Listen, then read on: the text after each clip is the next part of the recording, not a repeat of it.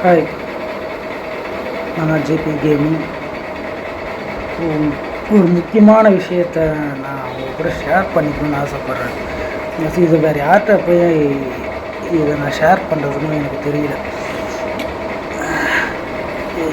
நான் போடுற வீடியோஸை என்னை நம்பி ஒரு 4-5 பேர் பிடிச்சி பார்க்குற அந்த 4-5 பேருக்காக மட்டும்தான் நான் வீடியோஸ் பண்ணுறேன். அந்த 4-5 பேர் மட்டும் இந்த வீடியோ பார்த்தாலும் எனக்கு சந்தோஷம்.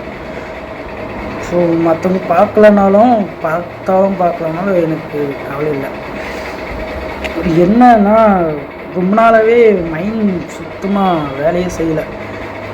ரொம்ப நாளாகவே நிறைய ப்ரெஷருங்க. எனக்கு மண்டை ரொம்ப ஸ்ட்ரெஸ்டாக இருக்குது. மைண்டு என்ன பண்ணுறதுன்னு ஒன்றும் புரியல. நிறைய பிரச்சனைங்க, ஏகப்பட்ட பிரச்சனைங்க. திரும்ப முக்கியமான ஒரு பிரச்சனையை பற்றி நான் பேசணும்னு நினைக்கிறேன். ஸோ இது வேறு யார்கிட்ட போய் நான் ஷேர் பண்ணுறது? நம்ம சுற்றி ஏதாவது ஒரு சர்க்கிள், ஒரு ஃப்ரெண்ட்ஸோ சர்க்கிளோ ஏதாவது ஒன்று இருந்தால் நம்ம அவங்க கூட உட்காந்து பேசலாம், அவங்க கூட டைம் ஸ்பெண்ட் பண்ணி அவங்க கூட ஷேர் பண்ண முடியும். இப்படி எனக்கு அப்படி யாரும் இல்லை அப்படின்றதுனால எனக்கு இருக்கிற ஒரு அந்த 4-5 பேர் பார்த்தா அந்த 4-5 பேர்கிட்ட நான் ஷேர் பண்ணிக்கிறேன் அவ்வளோதான். முக்கியமான பிரச்சனை இந்த லவ் பிரச்சனை. என்னன்னா, என் லைஃப்பில் நான் இது வரைக்கும் பார்க்காத சில விஷயங்களெல்லாம் நான் பார்த்துக்கிட்டு இருக்கேன்.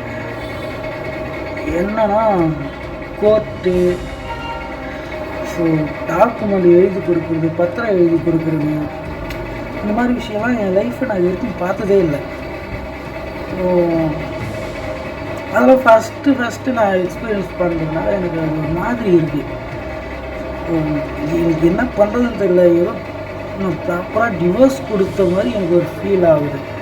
ஏன்னா அவள் கேட்டது அப்படி தான் கேட்டாள். எனக்கு சைன் பண்ணி கொடு, இதுக்கப்புறம் உனக்கும் எனக்கு அந்த சம்மந்தம் இல்லைன்றதை நீ எனக்கு டாக்குமெண்ட் பண்ணி கொடு, அது வக்கீல் வச்சு எனக்கு பண்ணி கொடு, நீ கோர்ட்டுக்கோ நானும் கோர்ட்டுக்கு வரேன், 2 பேரும் சேர்ந்து வக்கீல்கிட்ட பேசி 2 பேரும் சைன் பண்ணி ஒரு அக்ரிமெண்ட் போடுவோம் அப்படின்ட்டுலாம் அவள் கேட்குறது நியாயம்தான். அப்படி எனக்கு அது என்னன்னா, இன்னும் அவ்வளோ நம்பிக்கை இல்லை அவளுக்கு என் மேலே அப்படின்றது. ஏன்னா நான் அவளை இது வரைக்கும் எந்த விஷயத்துலையும் ஏன் இதை பண்ணுற அப்படின்ட்டு எக்ஸ்பீரியன்ஸ் எப்படின்னா, ஏன் இதை பண்ணுற, இந்த ட்ரெஸ்ஸு ஏன் போடுற, ஏன் இவங்ககிட்ட பேசுகிற, அவங்ககிட்ட பேசுகிற, என்னத்துக்கு ஏன் வெளியில், எந்த விதமான ஒரு கொஸ்டினும் நான் அவங்ககிட்ட கேட்டதே இல்லை. நான் பெருமைக்கெலாம் சொல்லலை, கேட்டதில் எனக்கு கேட்கணும்னு தோணலை. அது அவளுடைய ஃப்ரீடமாக தான் அவள் அனுபவிக்கிறான். அவளுக்கு நாங்கள் லவ் பண்ண கம்மிட் ஆன ஸ்டார்டிங்லேயும் நான் அவளுக்கு ஒரு 2 ப்ராமிஸஸ் வந்து முக்கியமாக 2 ப்ராமிஸ் அவளுக்கு நான் பண்ணி கொடுத்தேன். என்னன்னா, என்ன நடந்தாலும் உன்னை லைஃப் லாங் என்னால் சந்தோஷமாகவே பார்த்துக்க முடியும், உன்னை ஹாப்பியாகவே நான் வச்சுப்பேன், அப்படி நான் பார்த்துப்பேன் அப்படின்றதெல்லாம் என்னால் அஷ்யூர் பண்ண முடியாது. பட் லைஃப்பில் எவ்வளோ பிரச்சனை வந்தாலும், எவ்வளோ அப் அண்ட் டவுன்ஸ் வந்தாலும், என்ன சுச்சுவேஷன் இருந்தாலும் கடைசி வரைக்கும் நான் விட்டு போக மாட்டேன் அப்படின்றத மட்டும் நான் அவளுக்கு கிளியர் பண்ண நினச்சேன். ஸோ அதுவும் முதல் ப்ராமிஸ் நான் அவளுக்கு பண்ணது. 2வது ப்ராமிஸ் என்னென்னா, நான் இருக்கும்போதே உனக்கு வேறு யாரையாச்சும் பிடிச்சா நீ அவங்க கூட தாராளமாக போகலாம். எனக்கு அதில் எந்த அப்ஜெக்ஷனும் இல்லை, எனக்கு அதில் உடன்பாடு தான் அப்படின்னு நான் தாராளமாக அனுப்பி வைப்பேன் அப்படின்னு நான் அவளுக்கு 2 ப்ராமிஸ் பண்ணி கொடுத்தேன். அப்படி சார் ஐம் ஜெனியூன்லி நான் அந்த 2 ப்ராமிஸில் நான் நிற்கிறேன். ப்ளஸ் இன்னைக்கு அவள் இன்னொருத்தவங்க கூட போயிட்டான், அவளுக்கு ஒரு லைஃப் கிடச்சிருச்சு. ஸோ அவளுக்கு மேரேஜ் ஆகிடுச்சு, அவளுக்கு இன்னொரு லைஃப் கிடச்சிருச்சு. ஓகே, சந்தோஷம்தான். அவள் லைஃப் வந்து நல்லபடியாக அமைஞ்சது, எனக்கும் ஹாப்பி தான். அதில் ஒன்றும் வருத்தமோ கஷ்டமோலாம் எனக்கு இல்லை. இது என்னென்னா, நான் அவளை ரொம்ப லவ் பண்ணிட்டேன்னா, மொத்தமே என் லைஃப்பில் மொத்தமே அவள் தான் இருக்கா. என் லைஃப்பில் மொத்தமே அவன் மட்டும்தான் நான் நினச்சிக்கிட்டு வாழ்ந்துட்டேன். அதனால் அதுலேருந்து வெளியில் வர்றது வந்து ரொம்ப கஷ்டமாக இருக்குங்க. நான் அதுலேருந்து வெளியில் வரணும்னு ரொம்ப ட்ரை பண்ணுறேன். எல்லாரும் சொல்லுவாங்க, இதை பண்ணு, உன்னால் ஈஸியாக மூவ் ஆன் ஆகிடலாம், ஒர்க்கில் கான்சன்ட்ரேட் பண்ணு, உன்னால் ஈஸியாக மூவ் ஆன் ஆகலாம், லைக் உங்கள் ஹாபிஸ் எதுனா பண்ணு, மியூசிக்கு, ஆர்ட், வாட் எவருங்க, வாட் எவர் என்ன சொன்னாலும் சரி, லிட்டர்லி அதுலேருந்து நம்ம வெளியில் வர்றது ரொம்ப ரொம்ப ரொம்ப கஷ்டமான விஷயம். ஸோ அதில் நிறைய சஃபரிங் நானும் நிறைய என்னென்னமோ பண்ணி பார்த்துட்டேன். என்னால் எந்த ஒரு விஷயத்துலையும் என்னால் கான்சென்ட்ரேட் பண்ண முடியல, ஃபோக்கஸ் பண்ண முடியல. என் லைஃப்பில் மொத்தமே திரும்பி பார்த்தேன்னா என் லைஃப்பில் மொத்தமே அவன் மட்டும்தான் இருக்கா. ஸோ அப்படி இருக்கும்போது எல்லா சுச்சுவேஷன்லையும் அவள் இருக்கான்றது எனக்கு எங்கே போனாலும் அவன் ஞாபகம் தான் வருது. என்னால் அவளை தாண்டி இந்த ஒரு விஷயத்தை என்னால் யோசிக்க கூட முடியல. அப்படி இருக்க ஒரு சுச்சுவேஷனில் எப்படி அதை அவ்வளோ சீக்கிரம் எப்படி மூவ் ஆன் ஆக முடியும், அவ்வளோ சீக்கிரம் எப்படி நம்மளால் அதை விட்டு வெளியில் வர முடியும் இல்லையா? அது வந்து மண்டைக்குள்ள ஓடிக்கிட்டே இருக்கு. எனக்கு இது யார்கிட்டயாச்சும் சொல்லணும், இது யார்கிட்டயாச்சும் ஷேர் பண்ணிக்கணும்னு ரொம்ப ஆசை. நான் நினைக்கிறேன், நான் இது யார்கிட்டயாச்சும் ஷேர் பண்ணிக்கிட்டாலாச்சும் கொஞ்சம் அந்த பேர்டன் குறையும் அப்படின்னு நினைக்கிறேன். பட் அப்படி யாரும் எனக்கு ஷேர் பண்ணிக்க கூட யாருமே ரெடியாக இல்லை அதுக்கு. இதாவது நம்ம மற்றவங்களை குறை சொல்லவும் முடியாது. ஏன்னா அவங்க லைஃப், அவங்க வாழ்க்கை, அவங்க கமிட்மெண்ட்டில் இருக்காங்க. நம்ம கஷ்டத்துக்காக அவங்க வந்து நம்மளாக கூட நிற்கணும் அப்படின்னு எதிர்பார்க்குறது முட்டாள்தனம். அது எவ்வளோ க்ளோஸ் ஃப்ரெண்ட்ஸாக இருந்தாலும் சரி, அவங்க கமிட்மெண்ட்டுக்குள்ளே போனதுக்கப்புறம் அவங்கள நம்ம டிஸ்டர்ப் பண்ணாமல் இருக்கிறது நம்மளுக்கு நல்லது. இப்படி என்னன்னா அட்லீஸ்ட் இது ஒருத்தராச்சும் காது கொடுத்து கேட்கணும் அப்படின்றத யாருமே ரெடியாக இல்லைன்றது. இது என்ன மாதிரியான சொசைட்டின்னு எனக்கு புரியல. ஒரு பொண்ணு ஏதாவது கஷ்டப்படுறா, சும்மா அழுகுறான்னா அவள் கஷ்டத்தை கேட்க அத்தனை பேர் நம்ம போய் குவிகிறோம். ஆம்பளைங்க நம்ம தான் போய் குவிகிறோம். ஒரு பொண்ணு வந்து இப்போ சடனாக ஒரு பொண்ணு பிரேக்கப் ஆகுதுன்னா அந்த பொண்ணுக்கு அடுத்த ஒரு பையன் ரெடியாக இருக்கான். அதுவும் நம்மளாக தான் இருக்கும், அதுவும் நம்ம பசங்களாக தான் இருக்கும். இப்படி ஏதோ ஒரு பையனுக்கு ஏதோ ஒரு கஷ்டம்னா எந்த ஒரு பொண்ணுமே வந்து அதை கேர் பண்ணிக்க கூட, அது என்னன்னு கேட்கறதுக்குள்ள ரெடியாக இல்லை. பொண்ணுங்க என்னென்னா அவங்க வேலையை அவங்க பார்த்துட்டு போயிட்டு இருக்காங்க. நம்ம தான் மற்றவங்க பிரச்சனையும் நம்ம பிரச்சனையை யோசித்து மண்டையை போட்டு குழப்பிக்கிறோம். So they are so clever mean they are so clear. அவங்க ரொம்ப கிளியராக இருக்காங்க அவங்க மைண்ட் செட்டில். அவங்களுக்கு தேவையான பர்சன் மட்டும் தான் அவங்க கேர் பண்ணுவாங்க. மற்ற யாரை பற்றியுமே அவங்களுக்கு கவலை கிடையாது.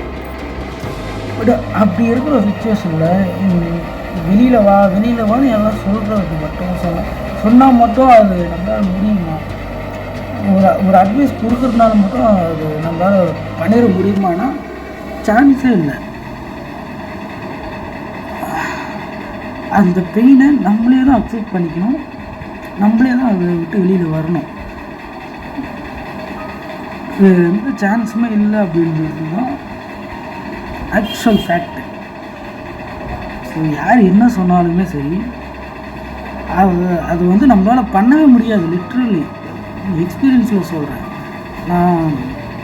நான் நிறைய வீடியோஸ் பார்த்துருக்கேன், நிறைய வீடியோஸ் பார்க்குறேன். உட்காந்து இதை விட்டு வெளியில் வர்றதுக்கு ஏதாச்சும் ஐடியாஸ் கிடைக்குமா அப்படின்னு.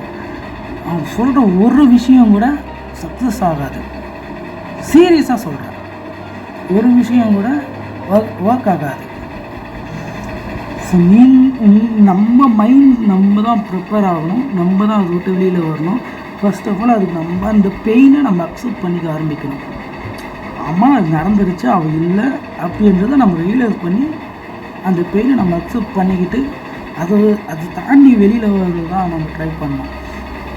ஸோ நான் அதை விட்டு மைண்ட் டிஸ்ட்ராக்ட் பண்ணுறேன் அப்படின்ட்டு நீங்கள் மற்ற விஷயம் பண்ணிங்கன்னா அது ஃபோக்கஸே உங்களால் பண்ண முடியாது.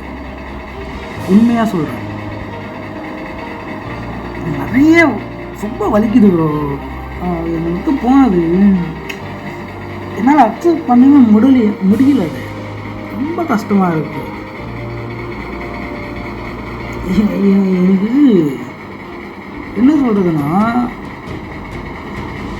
ஈவன் அவங்க குடும்ப அவங்க குடும்பம் வந்து கடனில் கஷ்டப்படுதுன்னு தெரிஞ்சு அவங்க குடும்பத்தோட கடனை கட்டுற அளவுக்கு நான் போனேன். அவங்க குடும்பத்தோட கடனை நான் கட்டிக்கிட்டு இருந்தேன்.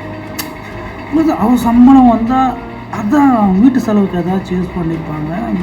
அந்த கடனை நம்ம எடுத்துப்போம். அந்த பேர்டனை நம்ம குறைச்சோம்னா இவங்களுக்கு இது ஈஸியாக இருக்கும்ல அப்படின்னு அவளுக்காக தான் வேலைக்கே போக ஆரம்பித்தேன். நான் ஃபைனல் அவள் என்ன சொல்லிட்டா அப்படின்னா, எனக்கு எந்த பொறுப்பும் இல்லை, நான் விளையாட்டுத்தனமாக இருக்கேன். ப்ரோ சீரியஸ்லி எனக்கு புரியல ப்ரோ. 80,000 ரூபாய் கடனை 3 மாதத்தில் கட்டியிருக்கேன் ப்ரோ. நான்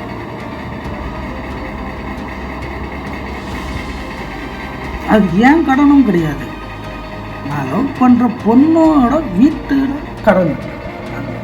அதோட அவள் வேலைக்கு போகிறதுக்கு சொல்லி கட்டணுன்றது எனக்கு ஒரு மாதிரி தான் இருக்குது. அதுக்கு புலம்பும் ஒன்றும் இல்லை. அவள் வேலைக்கு போகிறதுக்கு தேவையான எல்லா ஏற்பாடுகளும் நான் பண்ணி கொடுத்தேன். அவளுக்கு வேலையிலேருந்து, அவள் வேலைக்கு போகிறதுக்கான செலவுலேருந்து, ட்ரெஸ்ஸுலேருந்து எல்லாத்தையும் நான் வாங்கி கொடுத்தேன் ப்ரோ. அவள் ஆல்ரெடி ஒரு பெரிய கஷ்டத்தில் இருந்தால், ஒரு பெரிய பேர்டனில் இருந்தால், அந்த பேர்டன்லேருந்து அவள் வெளியில் கொண்டு வரதுக்கு நான் அவ்வளோ எஃபர்ட்ஸ் போட்டிருக்கேன். நான் அவகிட்ட கேட்ட ஒரே விஷயம் என்னென்னா, என் கூட கொஞ்ச நேரம் டைம் ஸ்பெண்ட் பண்ணு, அவ்வளோதான் நான் அவகிட்ட கேட்ட ஒரே விஷயம். இதுக்கு முன்னாடி என்ன பிரச்சனைனா, குடும்பத்தில் இருந்தவங்கெல்லாம் அவங்க ஃபேமிலி ரிலேஷன்ஸ் எல்லாம் என்னென்னா அவளை அசிங்கமாக பேசியிருக்காங்க. அவளையும் அவங்க அம்மாவையும் சரி அசிங்கமாக பேசுனாங்க.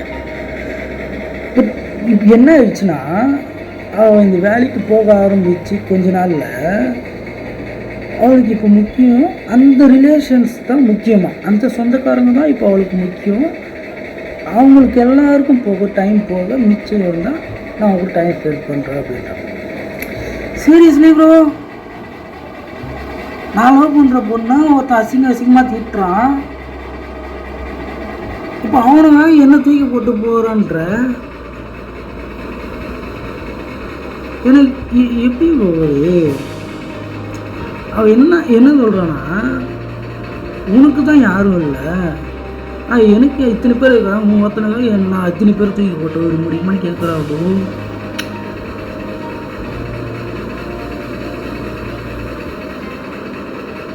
அதான் புரியல. இந்த சொந்தக்காரங்க உன்னை அவ்வளோ அசிங்கமாக பேசுனாங்க, அவங்க அக்கா புருஷனோட சேர்த்து வச்சு இவ்வளோ அசிங்கமாக பேசுனாங்க, அவ்வளோ பேசுனாங்க. இப்போ என் அக்கா தான் எனக்கு முக்கியம், என் மாமா தான் எனக்கு முக்கியம், அவங்க தான் எனக்கு முக்கியம் அப்படின்னு சொன்னால் என்ன பண்ணுறது? எனக்கு என்ன பண்ணுறதுன்னு புரியல.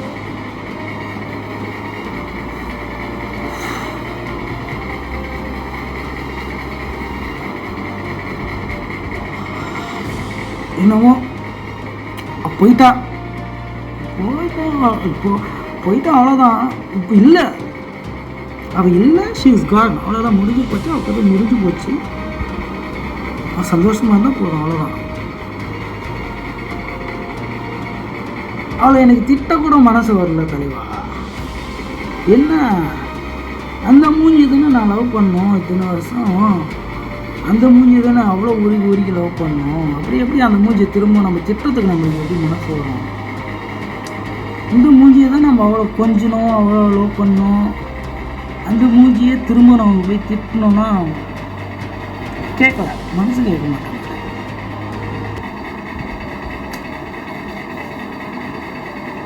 யார்ட்டையாச்சும் புலம்புன்னு நினச்சேன், புலம்பிட்டேன். பிடிச்சா பாருங்கள், பிடிச்சா சப்ஸ்கிரைப் பண்ணுங்கள். பாய்.